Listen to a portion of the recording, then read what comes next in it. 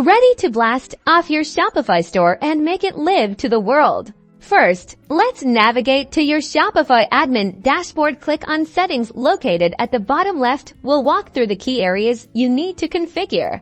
Let's start with your domain if you haven't already. Connect an existing domain or purchase a new one directly through Shopify. This is your store's address on the internet. Click Connect Existing Domain or buy a new domain and follow the prompts. Next, it's time to set up your payment gateway. Head to Payments and choose how you want to accept payments from customers. Shopify Payments is a popular option, but explore others like PayPal or Stripe to find what works best for your business. Follow the setup instructions for your chosen provider.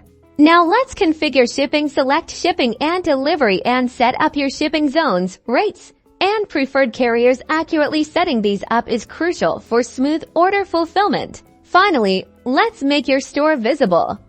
Go to Online Store in the left-hand menu. If you are not already there, then click on Preferences. Scroll down to the Password Protection section. If the box labeled Enable Password Protection is checked, uncheck it. This removes the barrier that prevents customers from seeing your store.